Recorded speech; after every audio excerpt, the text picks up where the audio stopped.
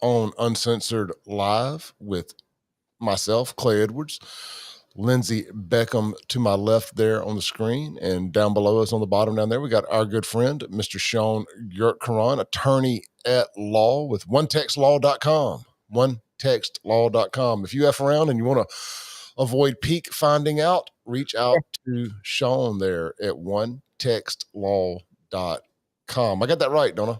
That's right. OneTextLaw.com. You can use the number one, or you can type out one. Yeah, I got the website where it does that. If someone uses one, it works too. Boom, shakalaka, boom. I like it. I like it. And guys, if you were in the market for any of my FAFO merch, it has been completely updated. The website at buyfafo.com. That's buyfafo.com. Or, of course, all things Clay Edwards Show, including merch and BuyFAFO stuff, is all available at clayedwardsshow.com. Either or, clayedwardsshow.com or buyfafo.com. We're trying not to go overkill with ads and sponsor stuff and this, that, and the other on this show. But at the end of the day, we are coin operated. We got to pay our bills too. And Stanley makes a great thermos. Yeah, exactly. You don't make it on streams. Like, that's not how this works. And we're not doing. We will gladly take your super chats, but y'all guys ain't started sending them yet. Yeah. You want us to quit doing ad reads? Start sending super chats. Super chats. You gotta tell people what that is. So like on YouTube, super chats. I don't know if their YouTube channel is monetized for super chats. I know mine is. Basically, you send in a chat, and we promise to read it on the screen. If you send a donation with it. Yeah, but yeah, you can kind of set them and do them. I may need to go in and check them and set them up right and stuff. But I know they are set up on mine. I did go through the trouble of doing it, but I'm being a little facetious. But look, if y'all know what super chats are and you're feeling it in your heart to send one, by all means. Right now, we don't feel like we're big enough to just ignore people's chats. So we're kind of reading all chats and everything. But hopefully the show grows and that changes.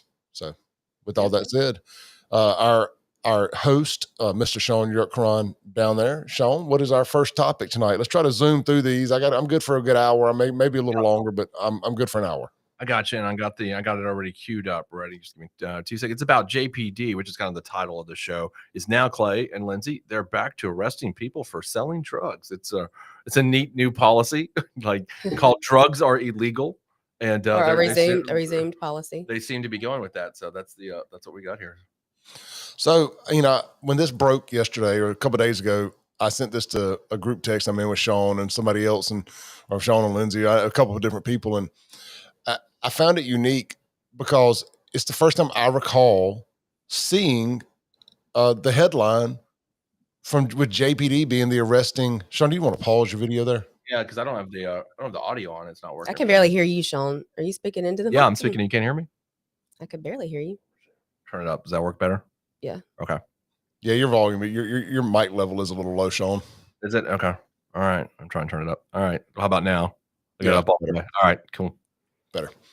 Yeah. So this breaking news came through the other day, and it caught me off guard a little because it's the first time that I've seen Jackson police drug bust.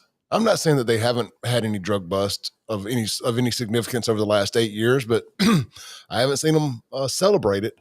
This is the first one in a long time that they have celebrated and released a statement bragging of such and taking a picture with the JPD logo and stuff in it. And I've 100% believed that had to do with Chokwe Antar Lumumba's administration of catering to the dope boys and, frankly, allegedly being one himself. Yeah. So it was a nice change of pace, and it's immediate. You're seeing in live time, very quick, the difference in a mayor that, and look, I'm not calling John Horn a pro-cop, hard right, pro-law enforcement mayor, but he's just not a anti-law enforcement mayor, where Chokwe was clearly anti-law enforcement and pro-dope boy. And I don't even think I got to say allegedly behind any of that. I think it's quite obvious. Yeah. So it's nice seeing the handcuffs taken off of the police chief, and I'm looking forward to being able to eat all my recent words about the police chief. But in the meantime, good job, JPD. Yeah. Do you think? I mean, I guess it seems like when you sent this to me this weekend, it seems like this is the handcuffs that we were talking about, right? This is that John Horn said, and that Chief Wade had said, the handcuffs are gone. Well, they refused to tell us what those handcuffs were. I think this is kind of showing what they were. This is a first step in that to me. Yeah, well, Shaun and Lindsey, I've said this to y'all privately, and I think I've said it on here. If I'm a family member of someone who was a victim of a violent crime in Jackson the last 8 years, I am irate at the fact that, or if I'm a surviving victim of a violent crime by a dope boy or whatever the case may be, I am absolutely irate that they're admitting that there were handcuffs on law enforcement. I think that we need a full investigation into what those handcuffs were, and were they legal? Did they break the law by not enforcing the law? And not only that, Clay, but also when you look at people who have been prosecuted in Hinds County under the DA after he made the comments that he could fix any case. I think that those people would want to go back and look at kind of how that process went, and was it legal? Was it fair? Yeah, I agree. Shaun, I'd like your opinion on this. I'm sure I know it, but I'd like to hear it loudly. As a former prosecutor in that office, 10 years, that office was your home. It was who you were as a person for a long time. Your job there, that's not a job. That's a career. That's a way of life. It's like being a doctor, a nurse, a school teacher. It's a calling when you do a job like that. What do you think about the way that office has been represented the last few years? Is it embarrassing to an extent? I'm not saying that's got to be a knock at the people who are boots on ground, the ADAs there currently, because they're just trying to do their job. But just how far the credibility of that office has fallen. Well, it's funny you say that, because there's things that, you would look at it like, okay, the credibilities. Anthony Fox is obviously the most glaring example that we all, agree with, and we know Anthony and what happened there. And, but from a base level, that office actually functions better than the one that I worked in. I know that sounds kind of funny, me saying that, but they actually, it is a lot more functionable in terms of, the people that work there and the cases they're bringing to trial. I think there were just some political cases that made them look really bad in my mind, like Anthony Fox and whatnot. But in terms of actually the work, I think they do a more efficient job, because, if you guys know, my old boss, Robert Smith, had glaring issues. Sure. Kind of like a leaderless office when I worked there for 10 years. He was he was rarely at the office, and then you'd go months without seeing him. It was just kind of like that situation.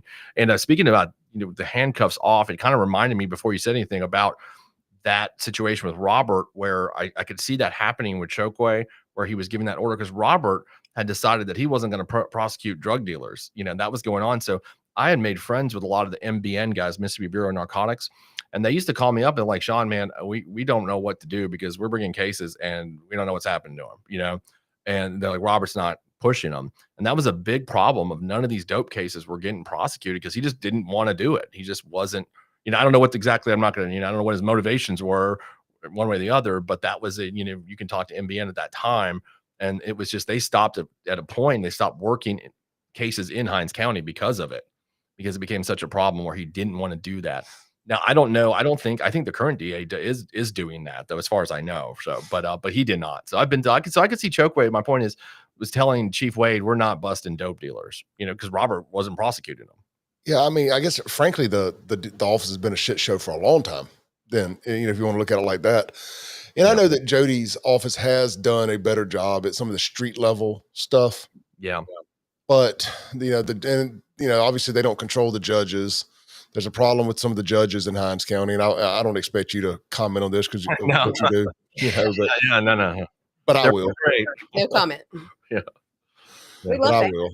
There's the catch and release. The catch and release program ain't working. Yeah, there's, that's always been a constant criticism, no matter who's the judge in Hinds County, though. And I think a lot, just having worked there, a lot of it, Clay, becomes because of just everybody's overwhelmed with the amount of cases. You know what I mean? And so people, sometimes get better deals because you're just you're kind of like, it's kind of like working on an assembly line after a while, because there's so much going through and you don't have the time to devote. And I think that's where a lot of this stuff that you see people, get out easier, is because there's just not enough manpower up there. There's just too much, from the kind of crime that we've got now to when that when that office was established and how many assistant DAs they had, like let's say in the 1980s, well, the amount that they had and the amount of judges, the 4 judges really fit that era. But right now it's just, I mean, it's too much. I mean, they really need to have a lot more judges up there. That's number one thing, because there just isn't enough courtrooms or Let enough. me ask you a question. This is, you bring that up, and I had never really thought about the amount of judges. If Shaun Yurtkuran had a magic wand and you could wave it, given your experience on both sides of the bench, or whatever you want to say, being a prosecutor and a attorney, a criminal defense attorney, if you could, 2 or 3 things, no limit here, just first, if you had one day to implement what you thought would fix the criminal justice system, so to say, in Hinds County, beyond getting people quitting committing crimes, but as far as the prosecution of it, what would you do if you had one day to fix it all? Let's say 5 things or less. What would you implement that you thought could streamline this thing and get it back right? I think you need a minimum of 10 circuit judges. I think you need 10. And and that's evidenced by when I was there, we had a grant called the JET grant, which was funded from all that Katrina money at that time. I recall that. Yeah, and we brought in some other judges, and we had what's called the rocket docket, which all the old cases we'd send to those judges, and they'd settle them, they get resolutions, and those things, it got the docket moving. But to that point, Shaun, if you're going to have more judges, you've got to have courtrooms that are operable. Yeah, I mean, obviously, you not. got to find other courtrooms Sure. around, right? But yeah, let's, for the sake of this conversation, let's pretend that's been situated. Yeah, I think you need at least a minimum of 10. And obviously, you'd have to up the number of prosecutors and public defenders to do it. And then the jail really needs to be situated closer to the courthouse, because that's created a logistical nightmare for everyone for so long. Raymond. Yeah. If you've ever had to be, like, I've been in the jail, so as a criminal, if you've ever had to get bonded out of that jail, it is a pain in the ass, because the bondsman has to come out there, get you to sign something, go back to Jackson and get it signed. Then they have to come back out there again to get you out. There is no easy way to do it. It involves multiple trips to and from Raymond. You sitting your ass in that holding cell for, like I said, if you ever get arrested in Jackson, don't have any plans for dinner. No, I mean, I think about it, like if you're a defense attorney, like what I do, or a public defender who has to go out there more, you got to make all these trips out to Raymond just to see your clients and be like, this is the deal they want, that they've offered you. And then the client doesn't want it, you got to go back to the DA, I mean, it's a lot of traveling back and forth to Raymond. If you show up at shift change time, you have to sit there then and you're wait. sitting there for hours. Yeah, because I guess a lot of people don't know that, Shaun. I didn't know that until I started dating you, that they do that at different times every day, and that's because they don't want people to know when the shift change is going to be, and so you never know as an attorney or a public defender if you're showing up at that time and are going to have to sit there and wait. Yeah, I mean, that it's the jail is it's funny because people don't realize how important the function of the jail is actually to the safety of the county. And I think Tyree's doing as much as he can with the shit show he was handed. But if you look at the Madison County Jail and especially the Rankin County Jail, this is one thing I'll say really good about Brian Bailey. That jail runs well. I mean, it runs very well. Like, you go there to see your client, you're in there, you're out there. It's not a problem. And it's, of course, it's right next to the courthouse, so that makes everything easier. So that jail, that is a model jail in terms of efficiency, I think. I think if we had, I agree 100%. Yeah, I think if we had something like that in Hinds County, that you moved it close to the courthouse, and that kind of efficiency, man, that would really start moving the docket a lot and start moving these cases, because I mean, you get to a point, you're like, I'm sure if you're a public defender, I mean, I'm not a public defender, but if you were, you would you get tired of always you had to go see 10 guys at one time, because you're doing this one trip out there, and then you're trying to get all this stuff done in like a day, and then that's usually the Friday before you got court on Monday, and it's just a mess. So I think that would be I hope they say they're building this new jail over by Henley Young. I don't know where the money's coming from for that, and I'm not going to hold my breath till it gets built, but I think it's sorely needed. Sure. Anyway, it's going to be right there. For people that aren't familiar with where Henley Young is, it's right around Pops around the corner, and Cannon Nissan right there at the Gallatin Street, McDowell Road exit on the hill in South Jackson. Yeah. It's so to be easy to drive from downtown courthouse right there to go do all that stuff. So hopefully they'll get that done. But yeah, they need more judges, they need more prosecutors and public defenders, because otherwise, if you got 4 circuit judges, and people don't think about this thing. So you got 52 weeks in a year, and you got 4 judges. I mean, they're not having a trial every week of the year. You can't do that's not feasible. That's not possible. And then you have some trials that go on for longer than a week. Yeah, and then they have a civil docket. They got civil cases they got to hear, so they can't hear criminal every single week of the year. They got to hear their civil cases.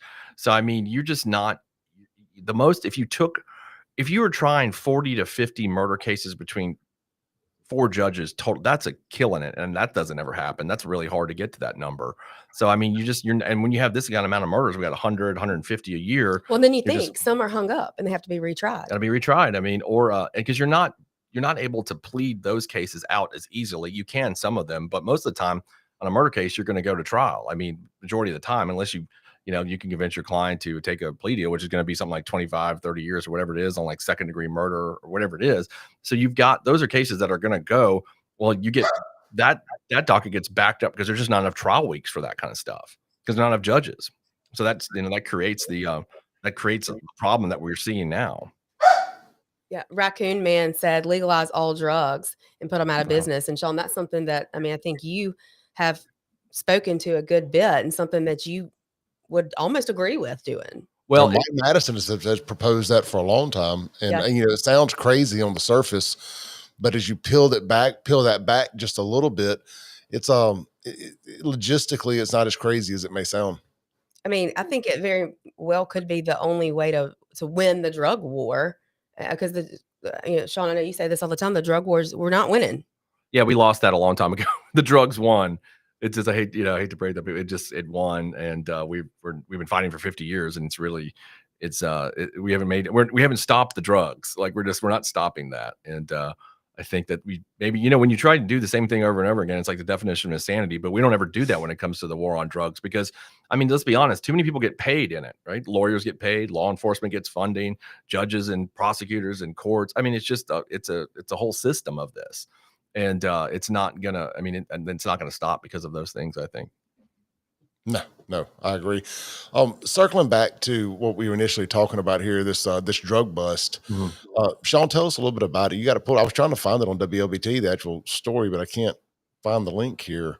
Yeah, it's a JPD narcotics unit. See, look, now we know they've got one, right? They were, I guess, they were in the basement there for a while when Chokwe was mayor, and now they're like the JPD narcotics unit is back on the hunt.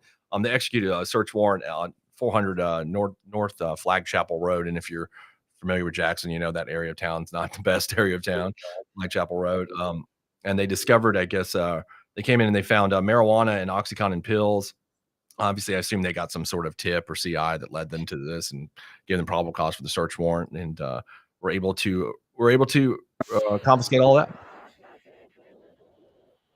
And that's what the article says. Oh, I'm sorry. My apologies. I don't know if y'all could hear that. I did find it and the video started. So it sounded like a burst of air or something. Yeah. So it looks like over on Flagchapel, marijuana, OxyContin, effing Herstal semi-automatic handgun also found. What is that? Effing is that a brand? I've never heard of that. Or a style? Where's that coming from? All right, you got it fixed. So that's what is a effing Herstal? Never heard of that. Is that any way of saying fucking hostile? Yeah. Speaking of guns, my guest tomorrow on the heavy hitters portion of my Monday show, the 9 to 10 hour, the third hour, is going to be Hunter Sarton with Guns and Gear. Love Hunter. He is a great, he's going to be my guest tomorrow, discussing his origin story of Guns and Gear and kind of how all of that came about, his history a little bit. And we'll talk about some current gun stuff as well, but the purpose of the show is to kind of shine a light on these great local business owners and let people get to know them on a personal level and kind of what drives them to be an entrepreneur. And I just love entrepreneurial stories. I don't care what the business is. Some of the most mundane businesses have the wildest stories of how they became successful. So those are what we're hoping to bring to people. Not only that, with him, Hunter is going to be the first one to show up if there's any sort of disaster in the area or anybody is needing help. He really is. That's the kind of guy you want to do business with. Really glad you said that because you're 100% correct about that, Lindsey. He's got that huge tank of a truck that he shows up with when there was a flood. When Jackson was flooding, he was one of the first people on site to offer assistance with his big because it's one of them big amphibious type I don't know how to explain it if you don't know what I'm talking about, but it looks like Bigfoot, but the bed is a passenger vehicle, so to say. You put like a dozen people sitting back there to rescue people in flood zones and stuff of that nature.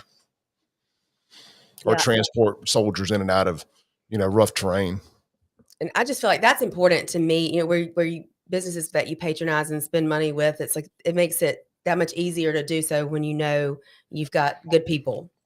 Yep. And I did Google FN Herstal. Yeah, what is that? There's an arms manufacturing company out of Belgium. So Okay. That's sounds like some type of expensive gun. gun brand like Smith and Wesson. So somebody said that. It's just strange for them to put the name brand of the gun in the title. You can tell JPD is still getting used to doing these press releases again. Yeah. It's been a minute, I guess, for them. Semi-automatic handgun would have been suffice. Yeah. But as a guy that I'm not, I tell you all the time, I love guns, but I'm not a gun guy. So as an aspiring gun guy, I appreciate putting the name brand on there because now I've Googled it and I've learned something. So thank you, JPD. What makes a gun an assault rifle? Nothing. That's a fictitious title. So there's nothing. Nothing. So any gun can be an AR? Yeah, if you assault somebody with a gun, it can be an assault. Well, if it's a rifle, it can be an assault rifle, so to say. If you assault somebody with it, it is officially an assault rifle. Okay. But that's something they try to call ARs. Anything I think we talked about this the other night, didn't we? Anything like these black guns that look mean, and aggressive. They like to call those assault rifles. Yeah. But they take the same ammo as their hunting versions. They're no different. I mean, I'm not offended by the assault rifle thing. I know a lot of gun people are, and they get all up in arms, pun intended, about it. There's no such thing as assault rifle. And I get it. And it's one of those liberal mainstream media terms where they want to use it to make the gun look bad and make people who have AR-15s and stuff of that nature, look violent and whatnot. But I don't care. Call it whatever you want, but yeah, it is what it is. It's the same people that get mad about that are the people who get mad about the difference in a clip in a magazine. Oh, is that the same thing? I know nothing about guns. It's all terminology. It's all terminology, like how you say things like this, right? Like I get it. Like I don't fault either side, but it's just like I've got other things to worry about than the technicalities of an assault rifle versus a rifle or a clip versus a magazine. Mm-hmm. So, but anyway, well, good job, JPD. I hope to see a lot more of these headlines because we know that there's a lot of these type crimes going on in Jackson, and y'all have had your heads shoved up your proverbial asses for the last 8 years on it. So it's good to see y'all getting out and doing these and bragging about it and letting people know that y'all are actually out fighting crime. I'm sure CJ LeMasters will be just ecstatic, probably rubbing one out, thinking about it. Was he the one who did it? With JPD's the reason why crime's down. Was he the one who did the article? Probably not. No, Emma Nesbitt. That's yeah. Never even heard of Emma, but good job, Emma. So, well, no, I mean, I guess CJ probably would. He'd be congratulating JPD because it's JPD. As long as it's not Capitol Police doing it. Because Capitol Police do it, it's like, oh, well, Capitol Police takes advantage of young aspiring entrepreneurs. Yeah, exactly. Show, I guess, right? Yeah, man. And I'm glad you worded it perfectly there, Shaun, because that's the vibe it puts off when he goes after one particular law enforcement agency versus another. I mean, I'll tell y'all my biases. I think JPD has been horrible the last 8 years or so. It really, frankly, longer than that. And I have no problem telling people that I think they've been terrible. I mean, y'all both know I've told the story numerous times about my sister's murder in South Jackson in 2009, and I mean they did nothing. So there have been problems at JPD for a very long time. Well, it's been funny. They one of the things they try to hang their hat on is their homicide solving rate. Mm. And I'm like, well, it's like shooting fish in a barrel. First off, you're not exactly dealing with criminal masterminds over there, and you're getting enough swings at the bat. You absolutely should be, or enough swings at the ball. You're getting enough at bats that you should have a high closing average, more than anyone else in the entire country per capita. Mm-hmm.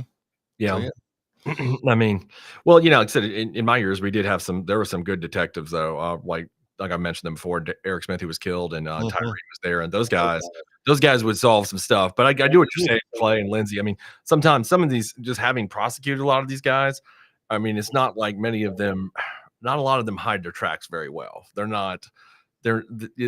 not they're not the hardest. I mean, somebody always talks. That's why I'm always like the non-conspiracy theorist of the group, because somebody spills the beans in every one of these things usually.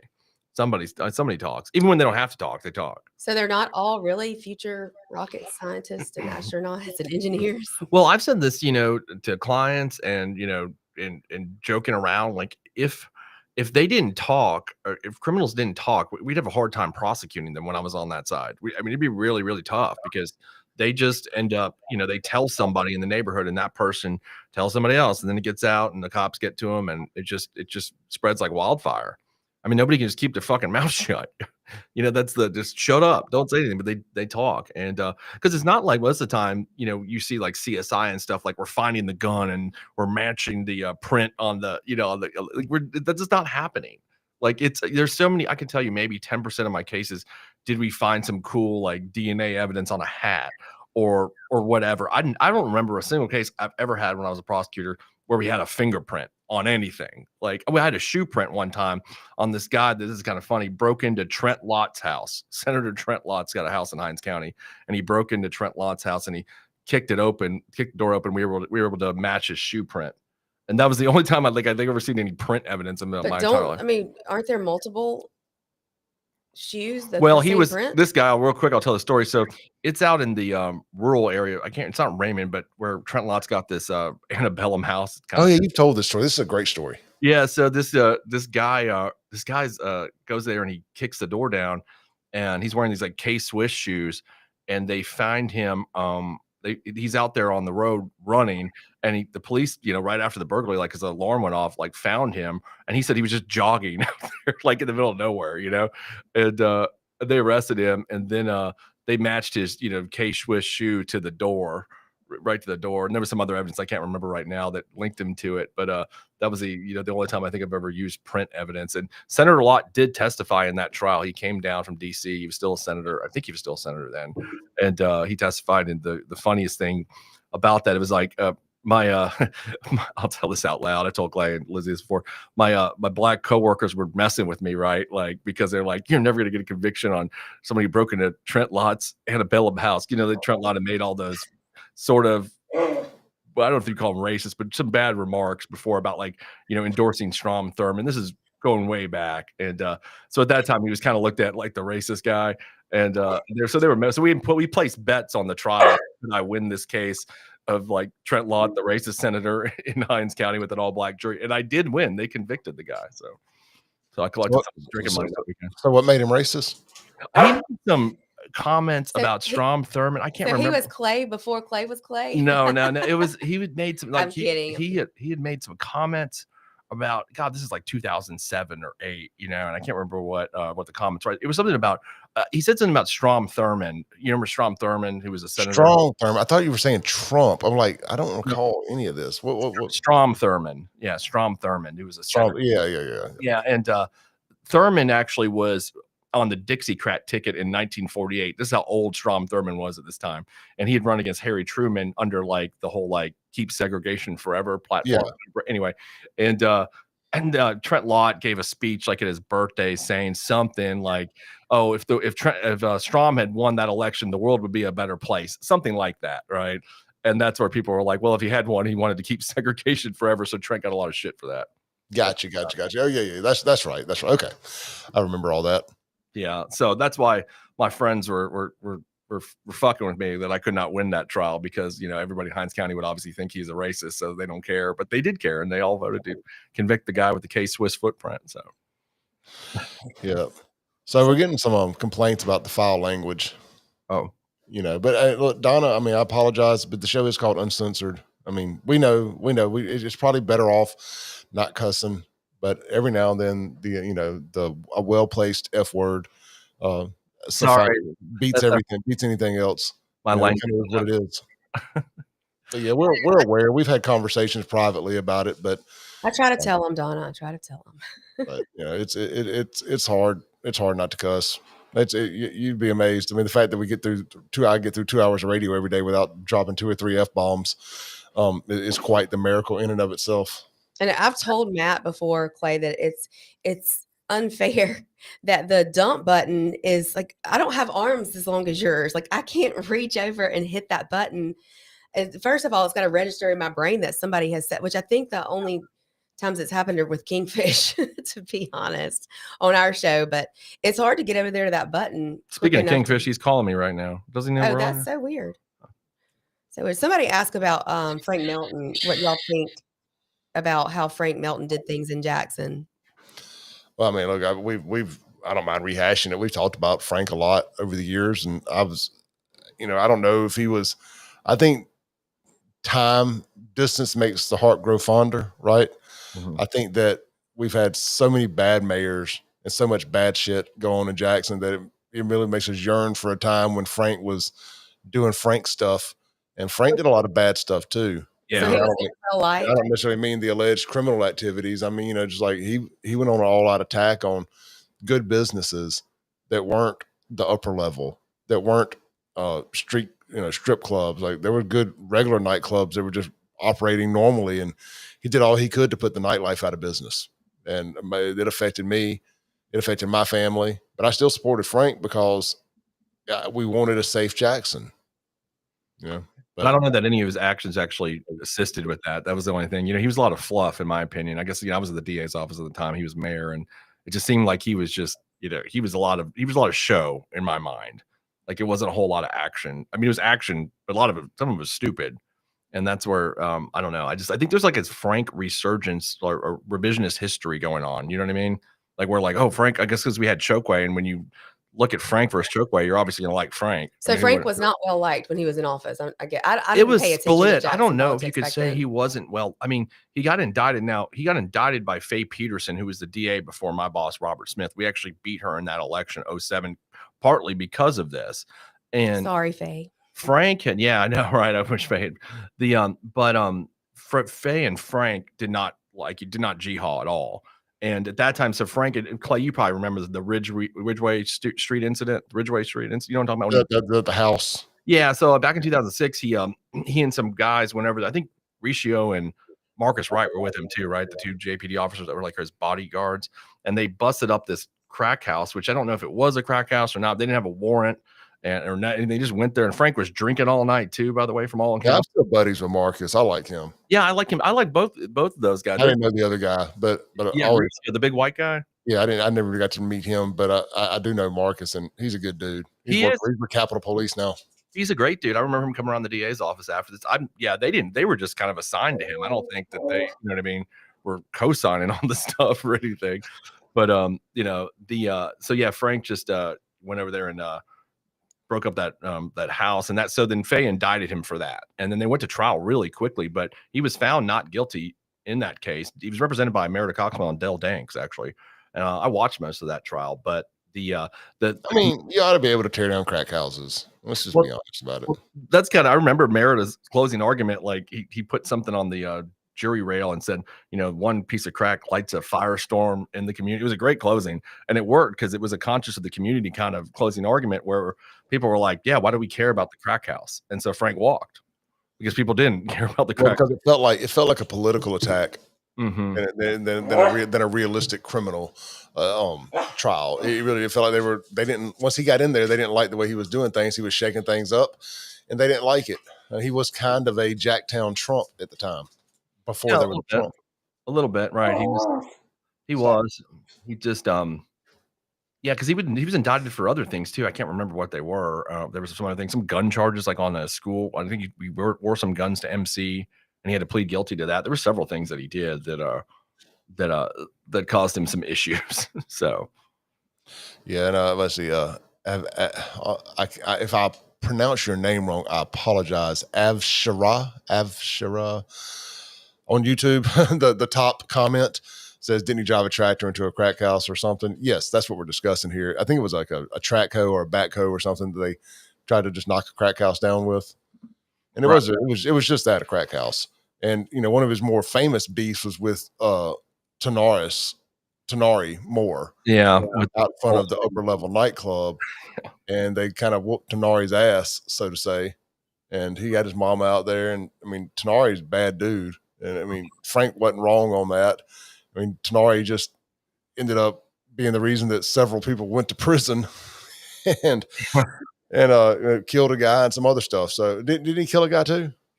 Yeah, I think I don't know if he's been convicted of that yet, but Yeah, I think that was and something. he's also a federal snitch and Mhm. some other stuff. I mean, he brought down several. So he's a bit of a hero and a villain all at the same time.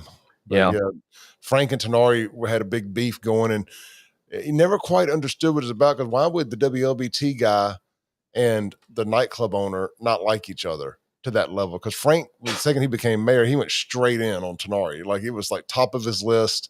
Like Trump going after Rosie O'Donnell. It's been something personal. Well, that's what I'm getting at is I believe, now this is just my assumptions here, allegedly, all those legal words to keep me from being sued here. I imagine it was the dope. They were both running dope, and it was a dope.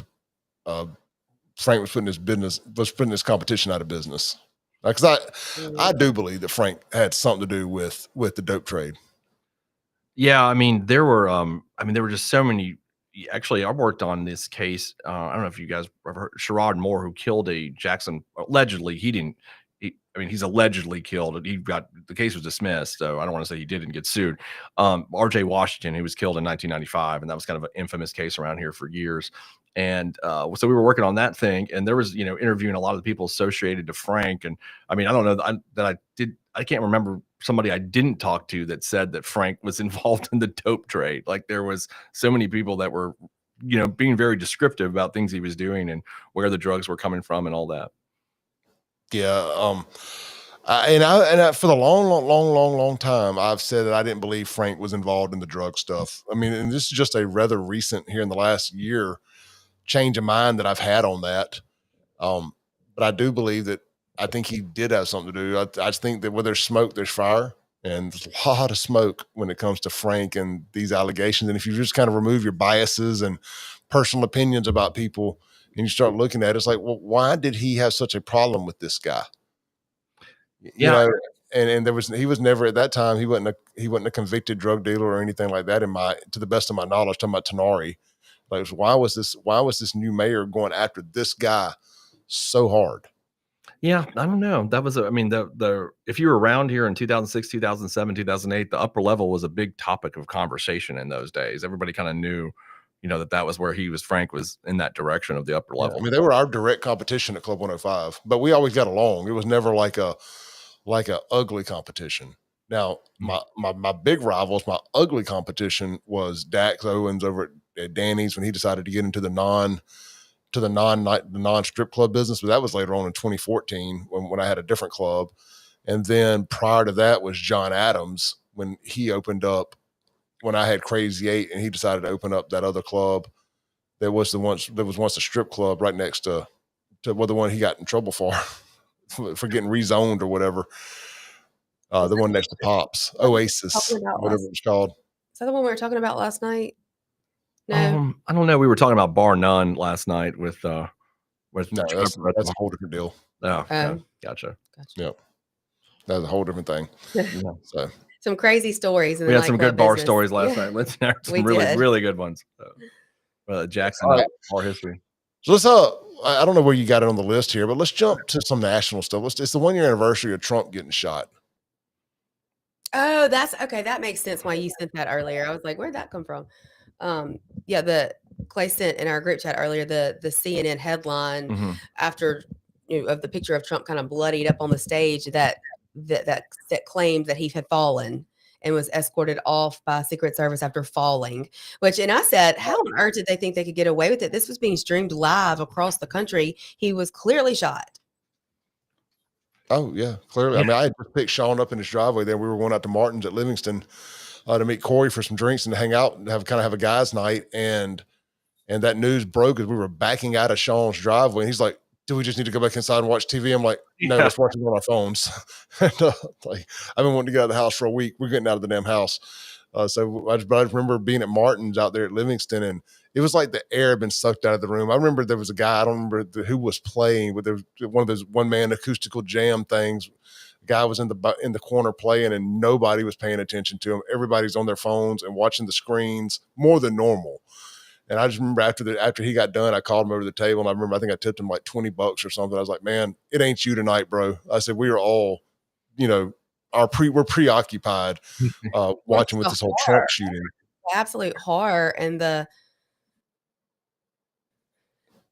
just the country feeling like they've been gut punched, to watch this happen. And then as details started to emerge, it just became more and more sickening. And, still to this day, we have not gotten any new details about the shooter. They just there was this huge article about the shooter last week, and I read the whole thing, and there's just no new information about what caused it, like what made him.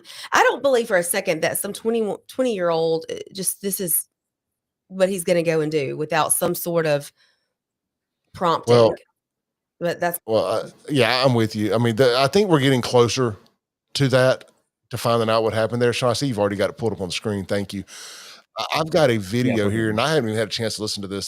This popped up in my peripheral as we were getting ready to come live tonight. But this is Trump saying that he has been, briefed on the whole deal, and he's satisfied with what he's heard as far as the Butler assassination attempt. I'm gonna make sure I got everything ready here. I'm gonna hit play. This is Trump on Fox News.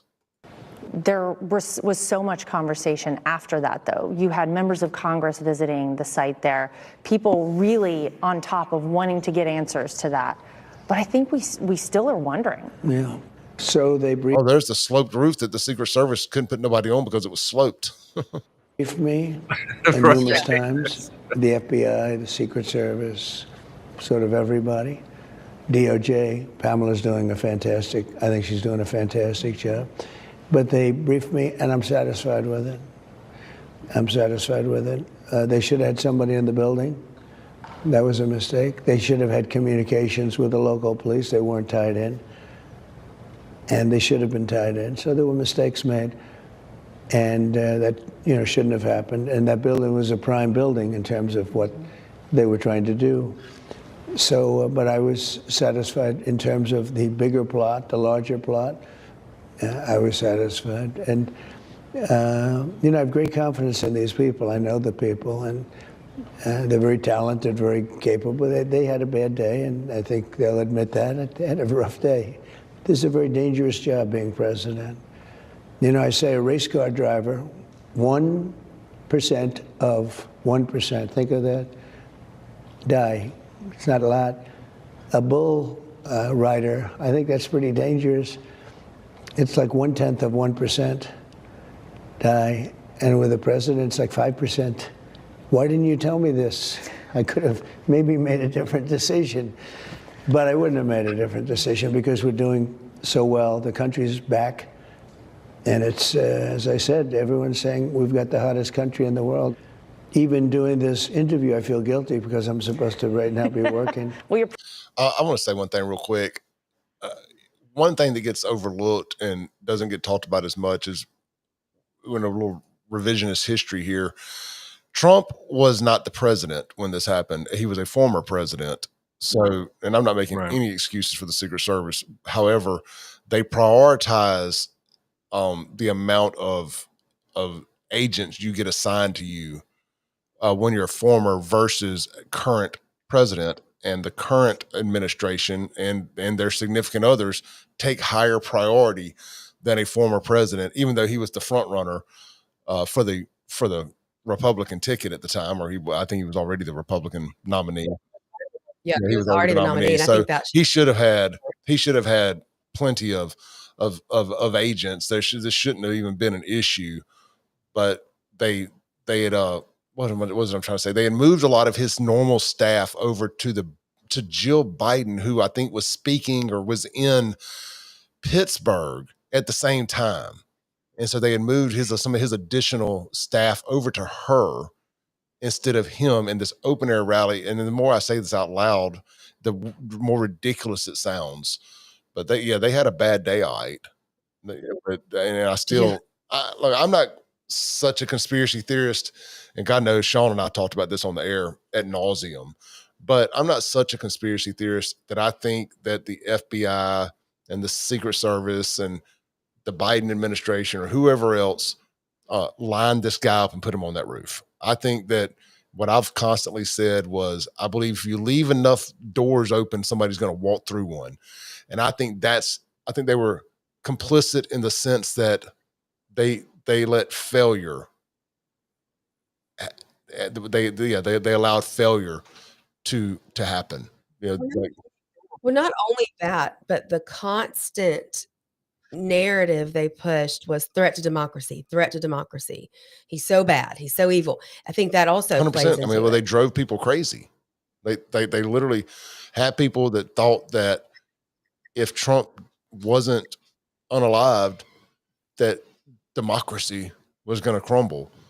And then you leave enough back doors open, somebody walks through one. One of these crazy people walked through the back door and sits on a roof and shoots him. And that's what happened, in my opinion. I don't believe it was necessarily we're going to pay this guy, or well, you can't pay him, if you killed him. But I don't think he was part of a project. I think that he's just the idiot that found the door open when he wanted to walk through it and nobody stopped him. Yeah, I mean, you're saying he was not the Lee Harvey Oswald of the situation where he was, like he was involved in some mass conspiracy with other people and set up as the patsy and all that kind of thing. Right. I don't think he was, I know there's all kind of stuff about him being in a BlackRock video, and there are some strange things that I do have questions about. He was in a BlackRock video for school, something or another, and that's all true. That's not myth or conspiracy theory. He really was in a video for BlackRock, which has been painted as this big boogeyman the last few years, especially by people in right-wing circles, myself being one. But I don't want to feel like a NPC bot either, because I don't really know why we hate BlackRock. I mean, I know they buy up a lot of property, and they make it hard for people to own homes and make everything you'll own nothing and you'll like it kind of stuff. But I don't really know what their incentive to want to kill the president would be. Well, they want to control everything. Yeah, but I don't think killing the president helps them control everything. I mean, they just kill another president. They got to kill a lot of people that want to control everything. I know. I think they've also that organization has been a big donor to Democrat candidates across the country in different races. I believe. I need to fact check that, but I think that's what I remember. Yeah. Well, I guess my bigger point personally is just that I'm not ready to step off into full conspiratorial grounds and say that the Secret Service was working with the guy that killed Trump. I just think that they created the opportunity for him to walk through an open door, and he did. I do believe that it was intentional, maybe even unintentionally intentional, if that makes sense. That people that in the government hated Trump enough that they would just peel the protection back enough, peel the layers of his protection back enough over time that something would happen. I do think that do think that was by design, but I don't think not to the extent that they knew who, what, when, or where it would happen. You know what the funniest conspiracy theory of that whole thing, and you know what I'm going to say, and Lindsay knows what I'm going to say, because I could see, if there was some conspiracy there, let me rephrase. If you're going to say there's conspiracies in that thing, I think the conspiracy that people were trying to kill him and working together makes more sense than the Blue Anon conspiracy, which is to me is that he never got shot. And I think that's it's so freaking. There's a picture of the bullet. Yeah, but I mean, what about that Corey Campari guy that got shot? Well, it's not just a conspiracy that he never got shot. They claimed that he set it up. Right. That this was all arranged, but it was arranged by the Trump side for him to get shot and be shot at and be a sympathetic figure, and this would help propel him to the presidency, which, I mean, that is factual. It did, I believe, help propel him to the presidency, because even Mark Zuckerberg had to come out and be like, man, that was a real badass moment there when he gets up and says, fight, fight, fight after being shot. I think that's also the day that he got Elon's support officially. And, which, I mean, I know Elon's on the outside looking in now, but Elon played a big role in Trump getting elected. We all know that Trump loves himself too much to want to set up anything where a bullet's flying at that close to his face. Yeah, that's a good point. And you guys both know me real well that I'm like the anti-conspiracy theorist. So anytime anybody has a conspiracy theory, whether on the right or the left, I jump on it. And I always jump on the right-wing conspiracy theories. But this is a left-wing one that is equally as freaking ridiculous. I mean, to me, really, the biggest thing to me is that the firefighter that got killed. Like, what did Trump do? Set up this whole thing where the guy was going to shoot actual bullets and then risk the lives of the people in the audience. I mean, I'm sorry, you have to be really demented to try to believe that and to actually think that somebody would do that. I mean, it just, I want to say something real quick, kind of off topic, but I saw Olivia Preston is in the comments, and she was on Clay's show. What was it, a little over a week ago, Clay? And she's had people attacking her. I guess, is it for just being associated with you, for coming on your show? Shame on anyone that does something like that. She came on to tell her story about her father and the trauma that her family's been through since then. And she still wants answers and wants justice for her dad. And I mean, I was a daddy's girl and I lost my dad, not in that way, but I can only imagine, how strong you've got to be to get on a radio show and talk about this. That took a lot of gut and a lot of courage, and shame on anybody who has attacked her. Well, people are losers. But she did get some justice was served as much as can be by the legal system. And the guy got 40 years this week, was found guilty and got 40 years. And he'll have to do, roughly about 30 of it. If he's a model prisoner and doesn't get himself in any trouble and whatnot. So congratulations to them. Well, I hate congratulating somebody on something like that, but it was the best of a worst case scenario. I mean, because it wasn't capital, so that he couldn't get the death penalty, but 40, he'll spend the next 30 to 40 years in prison, probably die there. Honestly, hopefully, that's just my words, my opinion. He should. Absolutely. As far as people attacking her for coming on the show, I mean, look, that's obnoxious and it's asinine, and people are stupid. You have a large platform and you want to use it to let people, tell their stories. We don't always have to be on the same side politically on things to understand that murder is bad and wanting justice is good. So people who want to trip on people for that are just losers. They sure are. They sure are. Anyway, I saw that, and I just wanted to say, if you're one of those people, then just absolutely shame on you. Get a life. Yeah. So, thank you. Yeah. Sorry. I know that no. Look, I've got to know Olivia here over the last few months. Kind of randomly met her through another friend, and we kind of hit it off through like what we do here. And she's been somebody that I've enjoyed keeping in contact with. And I'd actually got her in contact with Shaun at one point because she wanted some advice on this very topic, about like following this up in the media and stuff. And anyway, it all worked out, and we're glad to have Olivia watching now. And I appreciate her coming on the show, and really, really praying for her family's peace and a mental peace. And there's a crazy story within that story, and we'll go back to the Trump stuff, but they had gone back to where her father got killed at to kind of try to piece the puzzle together a little bit and get some belongings and whatnot. And some people rolled up on them right after the cops left them, and got out of the car with face masks on and stuff, ready to rob and or kill them there on the spot. And they realized that they had picked the wrong ones and drove on off. But the story could have ended much differently. That's awful. Going back to the Trump stuff, Shaun, I believe that day changed American history. It pointed the ship in another direction, and I believe that day is what got Trump elected. I think that pushed a lot of people over. Well, not just maybe that day, but the things that came after that, and that fight, and all that. I just think that touched a lot of folks. That's like, you know what, this dude's a badass, and divine intervention, whatever you want to call it. I think a lot of people got in his camp after that may not have been there, or maybe were on the fence or whatever. And especially as you kind of see just how him turning his head to point at his graph or chart at that exact moment is what kept the bullet from going in his brain versus through his ear. I think a lot of people that may have been on the fence swung back that way. And I don't know. I think it changed Trump that day too. I know, Shaun, you've mentioned this when we watched him at the Republican National Convention. Yeah, that's right. He was already the candidate because the Republican National Convention was just a few days later. Right.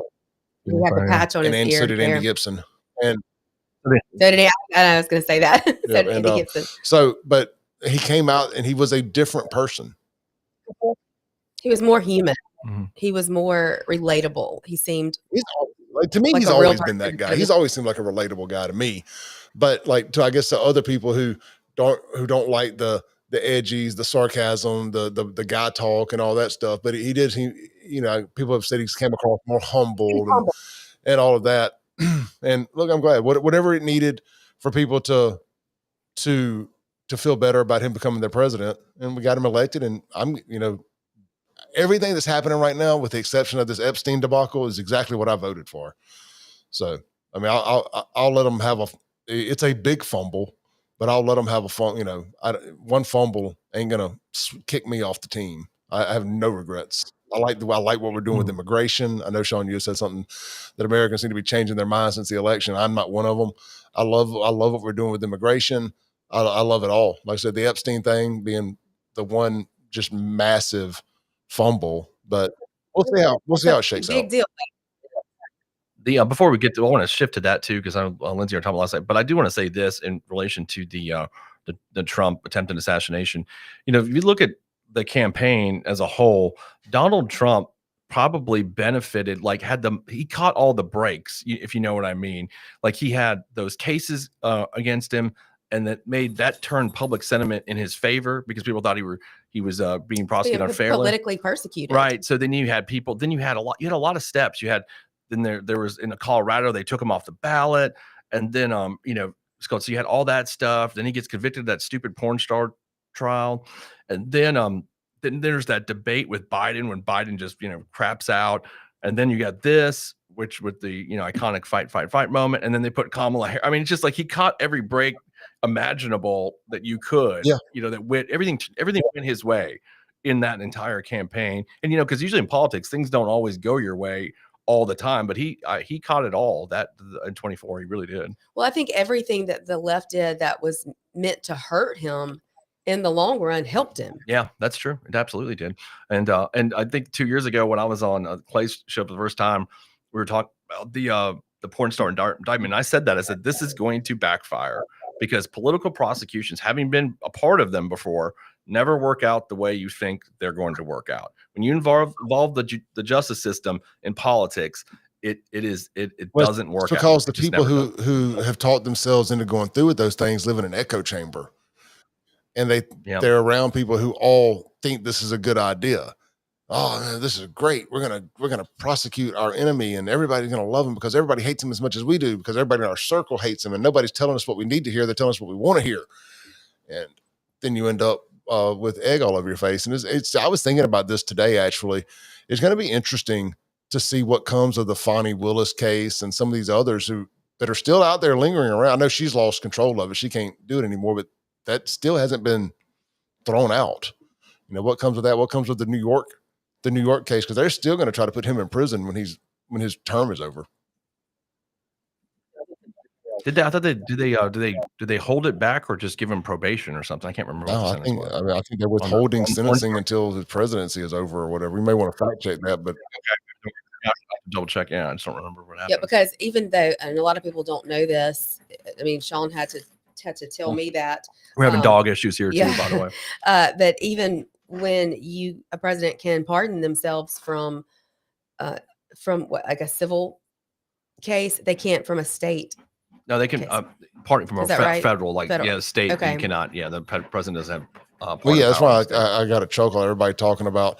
Well, what Trump could pardon Derek Chauvin? Well, yeah, but he's still not going to get out of prison. He's still. Yeah, no, exactly, because he's got state charges, so he cannot. Right. He cannot. So I think people get that confused. Like the president can pardon you for a state murder charge, and he doesn't have that power. Only the governor could do that. Governor of the respective state.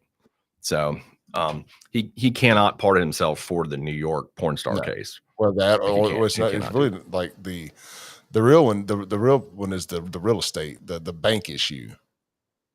Yeah, the one with the AG of New York, the one that's that almost is more ridiculous than the Yeah, porn and star thing. You know, when you that think and about the it. that and the lawsuit, the civil suit with the crazy lady who claims he raped her.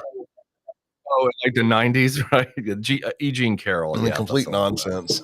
That's what I'm saying. There was all this like nonsensical stuff that, and obviously the people that were doing it were thinking, man, this is going to be good stuff. We're really going to like make people hate him. But I mean, all you did is you made a lot of people that like are in the middle sit there and say like, come on, this is BS. Like, how could, first of all, like the land case or the real estate case. And if you read through that, the bank like wanted to do business with him again. Like they made money. Like nobody got screwed.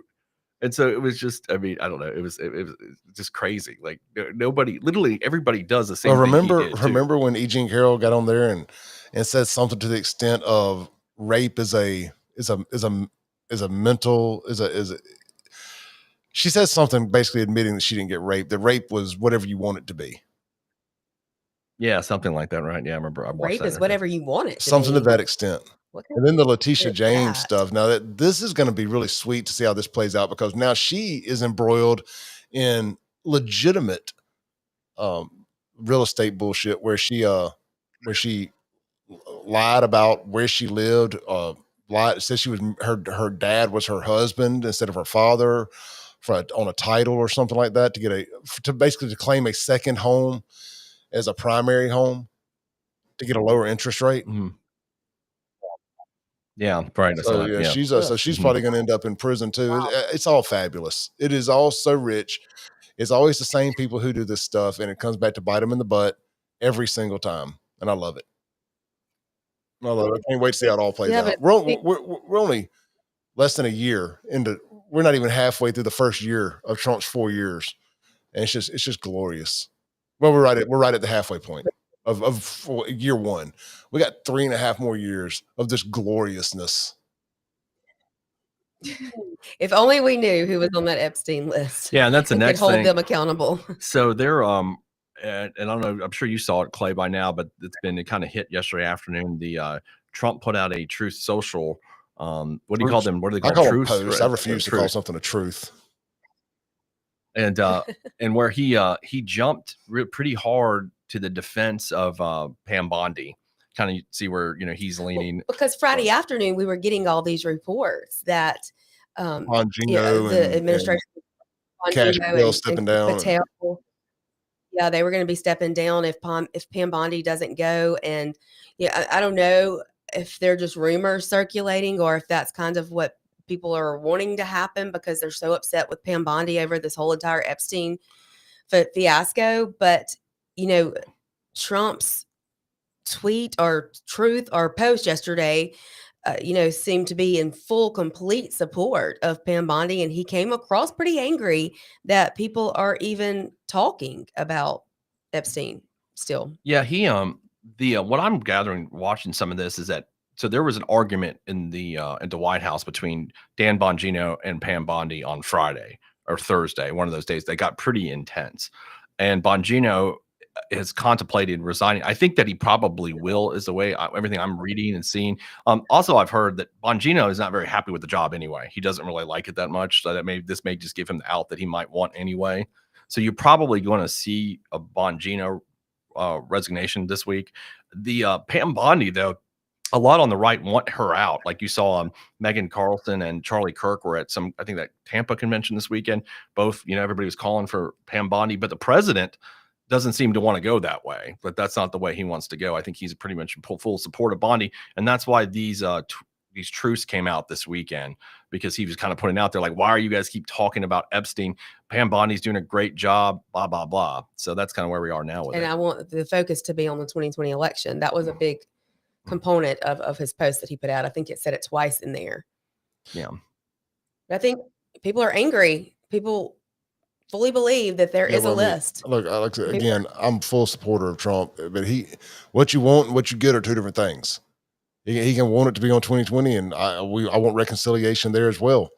But they look like idiots over this Epstein thing. They need to call a press conference and try to bandage this thing back together. And at least if they're going if they're going to play this card of there is no list, you're going to have to explain to us somewhat how you got there. Yeah, because I mean, people, especially the ones that they like to call the far right, are the ones who are desperate to see somebody held accountable on this issue, and it's not going to go away. It's just not. Yeah, there, another thing too I've been thinking about is Pam Bondi is getting a lot of heat, and the president is defending her on it. Well, to me I mean, if there's a list or whatever there is, then can't the president just say release the list? I mean, he's the president; he can do that. So why is Bondi taken? I mean, she's just the attorney general. The president of the United States has authority to do whatever he wants to do. It seems like, if there is one, and everybody's mad, then they should, say, hey, President Trump, you order her to do that because she works for you. It's because of what she said. When she got on Fox News, said the list was on her desk, and they released these trapper keepers and phase one and all this stuff, which from all accounts is 100% Pam Bondi's personal doings. She's going to eat some of this. She's absolutely going to fall on the sword, as she should. In your opinion, Clay, what was the reasoning? What could have been the reasoning behind that? The social media influencers and the notebooks and this phase one part of it, and building momentum for the public to finally see this list that they've claimed has been top secret for years. Why would she do all that? I want to say one thing, and this ain't you, Lindsey. Don't take this the wrong way. They continue to call them people influencers. Those people are legitimate independent journalists. They're not influencers. Jake Paul is an influencer. These people are legitimate independent journalists, and the mainstream media has tried to peg them as influencers, just like the local media tries to call Kingfish just a blogger. It's a way to knock them down a peg. And I'm personally not going to use the term influencers when describing them anymore, because those are legitimate independent journalists that had got invited to the White House. That whole photo of them holding up the trapper keepers, once I heard what's her name's version of that story, Shaun, you heard it too, because I heard you mention it on the show the other day.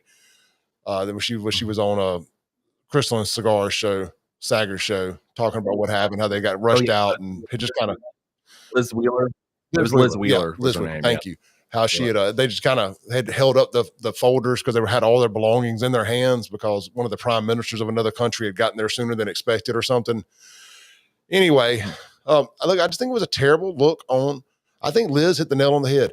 Pam Bondi has gotten obsessed with smelling her own farts, drinking her own bathwater, wanting to become a MAGA superstar, and she wrote a check with her mouth that her ass can't cash. I just don't understand that, why she would do that. Why make such a big spectacle of it if you don't know for sure that there's a list that you are actually going to release at some point? You've got to know that that's going to get you a bunch of blowback. Yeah, well, I think there was a list, and I think somewhere along the way that she got told there ain't a list no more. I mean, I think that's what happened. That's what I'm going with, and I think that may be why the president is backing her up, because I think maybe the administration, he told her, okay, we're not releasing this. And so she's kind of taking the hits for it. I mean, that's the only thing that makes sense to me, because if there was a list, I got a text from a buddy of mine here who kind of saying what I'm saying, but he made a good point at the end that I hadn't thought about. He said, I believe Bondi was told to keep her mouth shut, and the reason she acted so awkward is because she's not used to lying. And that's a valid point, because I thought she was a very credible person. I thought she came across very credible. Once Gates didn't, kind of got booted off the AG ticket, I was like, well, I don't know much about Pam Bondi, but she comes across very formidable, and I liked her. I was like, okay, I like this woman. Everybody that I knew that was familiar with her spoke very highly of her.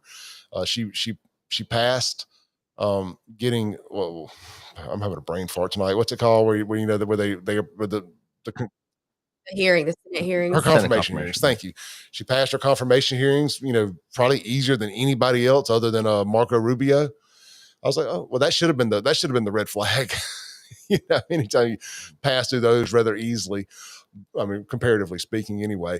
But all kidding aside there, something happened. Obviously we're just speculating here, but I like my buddy that text. I think she got told to shut up. Hey, you're burning too bright. we're not ready for this to come out. And I've seen some other people suggest this is Trump and the 4D chess shit, where it's like, no, Trump they've got the information, they know, but he's holding it against other countries to get what he wants. You're about to see a lot of things happen. Well, where Putin does this, or some other country bends and folds and does this when we didn't think they were going to. I'm tired of hearing all that crap. At some point, the chess game has got to be over. There's got to be a winner of this game. And we've got to get some victories. Some people have to get arrested. We can't be playing this perpetual game of 4D chess. This game's got to be over. There's got to be a winner or a loser on this particular round of chess, if that's the analogy we're going to use. You mean it's like The the Epstein case? like, this has got to be put to bed. You're going to have to find some other honeypot to blackmail people with or whatever. Like, this has got to be put to bed. Well, I'm tired of it. I think everybody else is too. Yeah, it just I agree with whoever texted you. That's why I've been thinking for a while that like I said, Trump is backing Bondi because he had to tell her not to do this. And also another thing I wanted to say is Dan Bongino looks the most. I think Bongino either has seen all this stuff or is just he really believes it. I think it's the latter. I think he really believes it. I think he's a true believer. I mean, I've listened to Bongino's podcast a lot over the last couple of years. When I was working out or polishing cars or whatever, I listened to Bongino because it was consistent everyday content. And I've never just been the biggest Bongino fan. It wasn't my favorite podcast, but I listened to it a lot. And he is a true believer. I firmly believe that. And I think he's just disgusted with this. I think that he's probably worth $100 million, if not more. He's not doing this for the money. I think he's just disgusted, and he believes that there is absolutely a list. And I hate to see him step down because I think you'd rather have a seat at the table than being on the outside looking in. But if he feels that that's what's best and move back to the outside, I mean, I respect his decision to do so. But I would like to see him stay. Let's see this through just a little bit longer. You guys haven't been at the job for 3 months. Let's give it a little bit more time here. You know, in this post yesterday, Trump references, like, I think 2 different times that this list was created, or that this story of a list was created by the left. Yeah, that's the ridiculous. And I just, to me, that seems crazy because for so long we've been basically told it was the names of the people on the left who were going to be put out as being on this list, are going to be exposed on this list. Yeah, let's refer about that. I just wonder, is it because there's going to be names on both sides? Yeah. Big names on both sides that are going to, is that what it is? Names on both sides. I don't know. It's rhinos and lefties. I mean, it's full of them. It's full of names on both sides, I believe. Well, I mean, if it's a bunch of rhinos, then why don't they just, and lefties, then why don't they just release it? Exactly. Or can they just do it if that were who's on it? I mean, I'll put that part. That's how you drain the swamp, right? I mean, if you look right here, it's got, he says, why are we giving publicity to files written by Obama, Crooked Hillary, Comey, and Brennan? I don't know. That doesn't make a lot of sense to me. Like, why that would be now the left's writing this list? Like, are they writing the list, like Lindsey's saying, with people on the left on the list? I mean, how does that work? And if they were writing it, why wouldn't they just written Trump's name on it then? And put it out. If that's what they were doing. But there is a list. Telling you there's a list. You calling it a file. Yeah. Telling you there's a file. Their file, right? After we were just told that there's not one. That's a good point. There's clearly a list. There is clearly a list. I just would love to know the reasons why, once anyone sees the list, they decide, oh, we can't put it out. Good night, Olivia. Thank you for chiming in tonight. We appreciate you. She was saying good night. We got the comments off the screen, but I appreciate Olivia chiming in. Appreciate everybody chiming in. Mr. Dillagaff, mentions Israel has the list. Dillagaff, this ain't directed at you. Don't take this the wrong way. I've heard a term thrown around a little bit here lately that I 100% believe. People have Israel derangement syndrome, just like they have Trump derangement syndrome. And Israel is getting blamed for everything here lately as well. It's like a lot of people on the right have really turned against Israel. And I'm not a pro-Israel guy. I just don't care. But it is interesting to see Israel become the scapegoat for a lot of stuff here lately too. Oh, well, we're not getting what we want. This is Israel controlling Trump. Is it really? I mean, what do y'all think about that? Is it Israel I mean, I'm controlling being Trump? facetious when I ask that. Do you think I Israel would really say- controls Trump?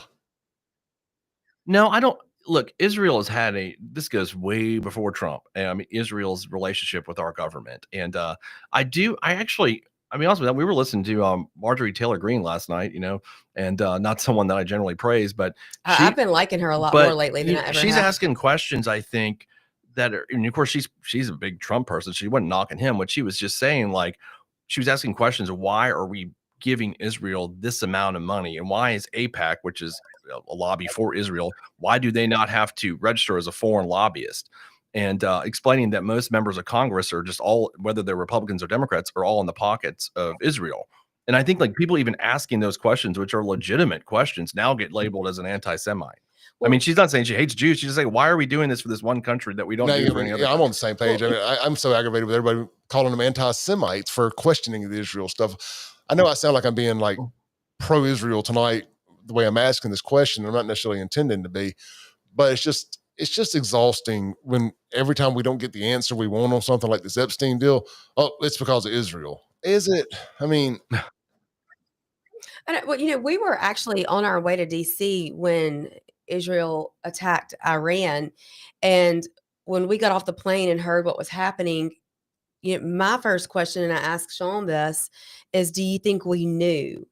And I think the consensus, or what was being put out by the American government, was that no, I guess maybe we knew that it could possibly be coming, but we didn't know that it was going to happen right then. I don't, Shaun, I think you said, I think we had to have known. Yeah, I mean, I think we definitely knew and coordinated. I mean, there's not much Israel does that we don't know, and not much we do that they don't know, because they've got Mossad here. But do they feel like they're powerful enough to do something like that without telling us, and then know that we'll jump in and save them? Yeah, I mean, that's a good point. I think Israel, because they know that American politicians are not going to tell Israel to go jump in a lake. I mean, they're just too in the pockets of each party. The Ted Cruz, Tucker Carlson interview was just one of the greatest pieces of journalistic work I've ever seen. Yeah. And I mean, it does make you really question a lot of it. I mean, Cruz's reaction, like he really got caught with his pants down on all that. Well, when Cruz said, I mean, Tucker asked him clearly, I'll still never forget this part of it, when he said, Ted Cruz said, I wanted to get elected to the Senate to be the senator for Israel. And Tucker's like, but aren't you the senator from Texas? Like, well, and then he said his reasoning was because it was biblical, but then he couldn't give the scripture in the Bible where it says that. And yet Mr. Dilligaff said, mentioned Candace Owens. You're right. And I've been saying this. Candace Owens has been saying a lot of things that seem to be coming to fruition. Almost seems as though she's right about a lot of things that she has said concerning Israel. Everybody hasn't seen Tucker tear up Ted Cruz. It's really worth it. Explaining that. He also has a good interview last week with Sager from Breaking Points discussing the Epstein stuff, and then they discussed the Israeli connections. Now, I think it's more like, I mean, I guess people are blaming Israel, but they're saying that that Epstein had a connection to Mossad, which is Israel's intelligence agency. And I think that's where, and of course, that's all speculation for sure. I mean, people are speculating that he is connected to Mossad. And that's, I think they're also making some speculations that he may have been like running, I don't know, washing cash for the CIA. Who knows? I mean, it's something I guess we could just talk about this forever and never really know what the deal is. We know that there's some deal, and there's some reason our government's not releasing this stuff. I guess I've gotten to this level of frustration with this conversation, like you have with conspiracy theories. It's just, at some point, it's just nauseating to just speculate constantly. And I'm just like, okay, let's start just talking about things that we know we can talk about, that we know are material fact. But that's what they want. They want us to forget about it and quit talking about it. That's what they're saying.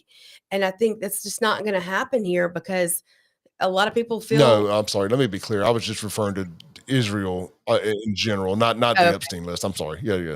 No. I'm not ready to quit talking about the Epstein list. But I'm just saying, And if Israel's the reason it's being held up, then so be it. I guess I don't have Israel derangement syndrome. I have Israel exhaustion syndrome. I'm just tired of Israel.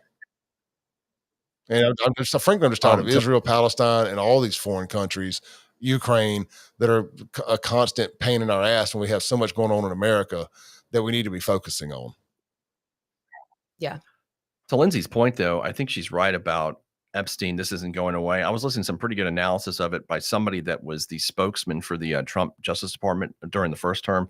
And what this woman said was that the reason that this isn't going to go away is because a lot of the MAGA base aren't your run-of-the-mill voters, like Republican voters, in general, the ones that have been Republican voters for so many decades. They're not that as concerned with policy as they are with certain things like this, like more about the deep state and things like uncovering Epstein, JFK, Well, it's like the things Moms like for that. Liberty is what folks. I don't think that they were as much about policy as much as they were kind of what woke them all up during COVID and some of these things. I think it's very similar. It's like we Yeah, want change, damn it. We want people exposed. We want things fixed. I don't care about long-term crap. Yeah, that's what she was saying. She was saying that's what Trump might be getting confused is because they're not. He's talking about, oh, we've done this, we've done that. What they want to see is things like this come out. They want the veil exposed or whatever you want to call it. But so that's what she was saying. Like, this is just not going to go away until there's some sort of resolution that satisfies people that they're being honest. Which I don't know how you get there. To be honest, I think you've got these diehard Trump supporters who are so confused right now. They don't understand this, and they feel betrayed and let down. And I understand that. And I don't know if there's got to be some sort of reasoning that would make sense to us if we knew it. Again, I think if Israel has something to do with it, why can't you tell us that? I say this all the time. Transparency breeds trust. And if you want the American people to trust you, you can't lie to them. Yeah. You've got to be transparent. And that's, what a lot of people are fighting for here. And I don't think it's going to go away. Guys, speaking of things that are going to go away is I am. Yep. It's we are short. To start cutting. But I got a radio show tomorrow morning, 7 a.m. to 9 a.m. You can listen to it on 103.9 FM WYB, or you can watch it wherever you're watching this video as far as my social media platforms. I enjoyed it. We'll be back tomorrow night with another round of Uncensored Live. Guys, you got anything you want to say? Not really. I think we'll probably discuss some of this on our show. I'm sure you will tomorrow on yours. Kind of unpack it. We'll be there especially 12 to 1. Yeah, especially the stuff about the tweet this weekend and how that affects everything. Also, we're going to try to, and Clay and Lindsay, I talked about this because we need to work on our sleep schedule. So I think we're going to try to make this like an 8 to 9 show. Is that right, Clay? Is that 7 to 8 to whatever. I mean, I can't go to 10 o'clock every night.